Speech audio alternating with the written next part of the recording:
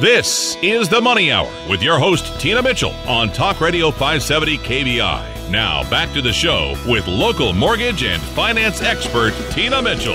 Welcome back to the Money Hour with your host and mortgage expert, Tina Mitchell, right here on 570 KBI. I'm dedicated to my listeners, providing you with tools needed to make informed decisions on all matters regarding your money. And in studio right now, Kevin Hergert with Hergert Inspection LLC. What does a home inspection cover? Why do you need one?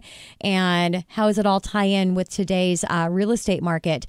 And a little bit about Kevin's background. Kevin is the owner of his inspection company. He's licensed in Washington State and trade member of NACHI, International Certification of Home Inspectors. He has over 6 years experience inspecting homes and 25 years as a home builder, which gives him a wealth of experience in this arena. All Kevin's home inspections include a structural pest inspection and thermal imagery. Thank you. Can't read my own writing here on my bio. Kevin, thank you so much for coming into studio today. And first-time guest, so excited to have you here. Yeah, thank you very much. So let's go ahead and start out with the purpose of home inspection. If you could talk a little bit about to my listeners on what is the purpose of the inspection. Well, the purpose of a home inspection is really for a buyer to understand the condition of the property and, really what the value of their asset that they're potentially buying and, what they might run into in the future as far as, having to replace the roof or the furnace in the future, problems that aren't quite visible. Typically, they're in the crawl space. A lot of houses in this area have water under them and rodents.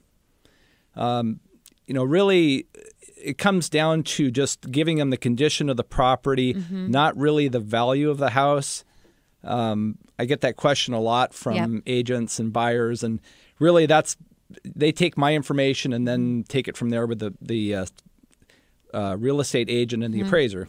And that's important to understand the difference. The appraiser is to support the value of the property. Now, the appraiser could call, if you were listening to the beginning of the show during my money chat, the appraiser could call things that could be an issue with the home, but it's just a quick visual of what they can see. But they're really there to determine the value of the home, whereas your inspector has nothing to do with the value of the home.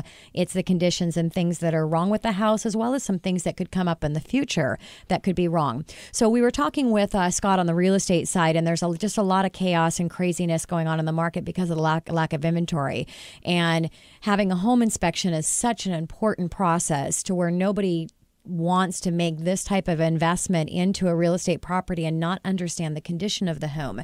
So let's say that there's not a pre-inspection that's done, as we talked about earlier with the seller. So there's been no inspection, no idea the condition of the home, at least from the detailed arena that you come from. So the buyer's going to get their own inspection. Things come up. What are you seeing as far as the seller and what they're doing with that information? Well, at this point, if they're not under contract and they're just wanting to put an offer in on one of the houses where, again, you're expecting multiple offers, I typically advise people, unless there's something really serious, if it's really serious, you might want to walk away, or maybe it's still a good deal. But most of the items, they can be repaired. It's a matter of money and who's going to pay for it. Sure. And I would probably just try, if you can, go in without any kind of request of the seller to fix anything, again, in a multiple offer situation, because you will probably lose out to somebody else who doesn't ask for anything. Yeah. So let's say the seller's not fixing these items. What is the client doing? Well, for instance, you might run into a situation where the roof is in very poor condition, and then I guess that would go back to what you talked about earlier with an escrow holdback. Another option is, if it's not too bad, they might get a roof certification for 5 years to clear the financing side, and then just know, in the future they're looking at a replacement on the roof. And that's what I think is so important when I talk with my buyers in the early stages before they get out in the market, and just talking about the difference of appraiser versus an inspector. And I say that's really the great thing with your inspector is it's not just right now, but a good inspector is going to give you an idea of where that home might be going. And so you don't know for sure what the home has has that could come up. But something just like an example of you said with the roof. I mean, it's got a 5-year roof cert. That doesn't mean that the roof is going to be good for a long term. So here's what you could be looking at and penciling in and budgeting for the future.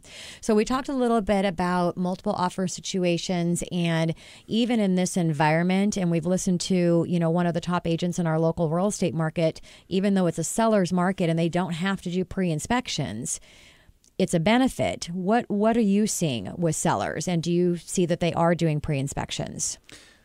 Well, as far as sellers actually doing inspections before they put their homes on the market, I don't see a lot of it. And it always amazes me when I go to do an inspection and, you have a flood of buyers out there and people like me going out there doing their inspections, and you open up the crawl space access and there's a foot of water under the house.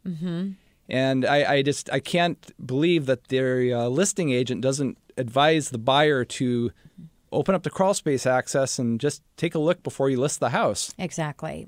Yeah. So you're agreeing with the pre-inspection to get an idea of what your home has to offer so that you can really be in a position to maximize your potential income or a price on that home.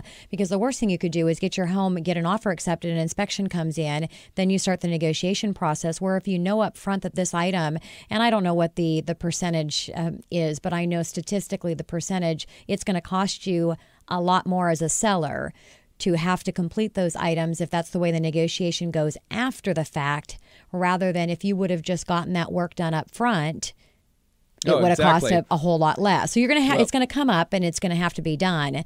Or if you do get that work completed, you're going to be able to list your house for that much more because that issue is not there. Right. And the other problem is, let's say you actually have somebody buy a house subject to inspection. You got the deal all signed. It goes pending on the market. And then all of a sudden I find a foot of water under the house. The buyer gets cold feet, walks away. Then all of a sudden your house comes back on market and you've lost your sales, initial sales momentum. Yeah. Very, very good point. So what are you seeing in your pre-inspection when you have buyers that come to you? And I know you work with a lot of top agents in our local market that are referring their buyers and saying, look, you need to give Kevin a call. Here's what your options are, doing a pre-inspect. So you're working with one of the buyers doing a pre-inspection and there are defects. What are you seeing that the buyers are doing? Well, as I mentioned earlier, most of them, unless it's a real serious issue, will opt to just figure that into the price that they're going to offer on the house. Okay. How badly they want it, how good of a value they feel it is. Okay. Most problems can be fixed. It's just a matter, again, of who's going to pay for it. And what the cost is. And what the cost is. Yes. Yeah. So let's talk about new construction, because there's a lot of new construction going on our local market here. So versus a home that's, 5 or 10, 20 years old, how do you determine on getting an inspection? Because I know you want to inspect every single home regardless of the fact of its new or existing, correct? Yes. And so what's the difference between that? If you've got a new home, you would think, well, it's a new construction home. Why would you get a home inspection? Well, I've done quite a few new home construction inspections and have found some pretty serious defects. And these are homes that have been signed off by the local jurisdictions. The local building inspector does not have 2 hours to spend going through a house. I've walked into some houses in the inspections. I've pulled half of the stair balusters out. They were just loose. Wow. Heating systems put in backwards. Just a whole variety of different issues that, I'm sure the homeowner probably would have figured it out sooner or later. But, for example, the baluster issue, their child could have fallen off the rail out the staircase. Wow. So what about another reason other than what we've talked about of why one of my listeners might hire a home inspector? Well, if you're a existing homeowner, you might want to hire a home inspector just to have them go through, make sure that things are just basically functioning as designed by the house. You don't have water in the crawl space, proper flashings on the roof. Okay.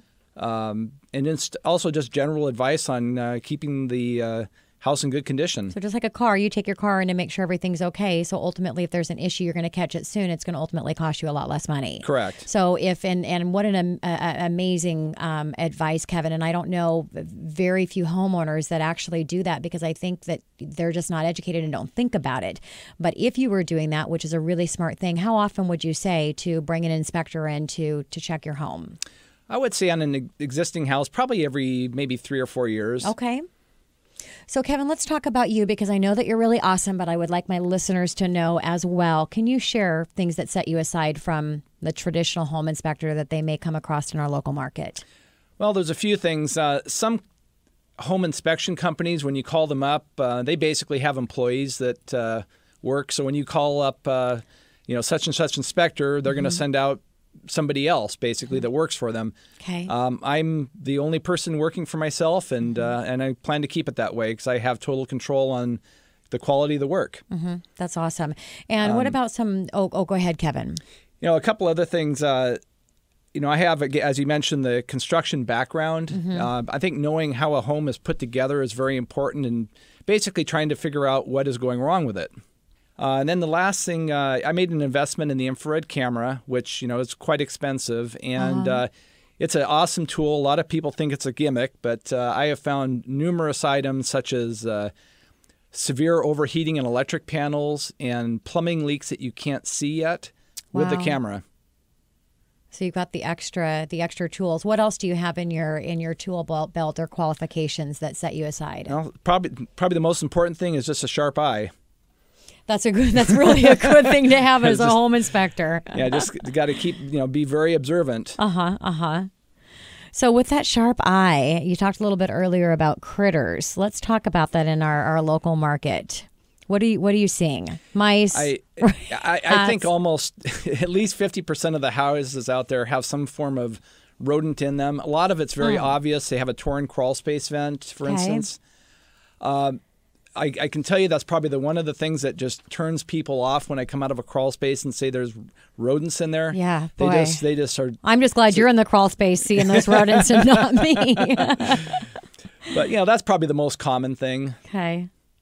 And now in this environment with everything, going so quickly, there's a lot of pre-inspection, so you can strategize schedule-wise, but still there's whether you're waiting and doing a pre-inspection as a buyer or you're doing a pre-inspection as a buyer, or you're waiting until the offer is accepted, you've got a certain amount of time to work with. How soon do they need to call you, and what's your turn time to get into that property? Well, my schedule, like probably every other inspector out there, it changes probably 2 or 3 times a day. Of course. Most people need an inspection probably 5 days or sooner. On Saturday and Sunday, my phone starts ringing and people call up and say, I need it this afternoon. So it's, the sooner you can get on the schedule, the better. Makes total sense. Yeah. So you want to just have everything lined up, have your inspector. Give the show a call, 1-888-987-0570. Again, 1-888-987-0570, or online at themoneyhour.com. If you're thinking of buying a home, pick up the phone, give the show a call so I can connect you with Kevin and he can inspect your home. And as a seller, we've heard it from 2 of my experts in studio today.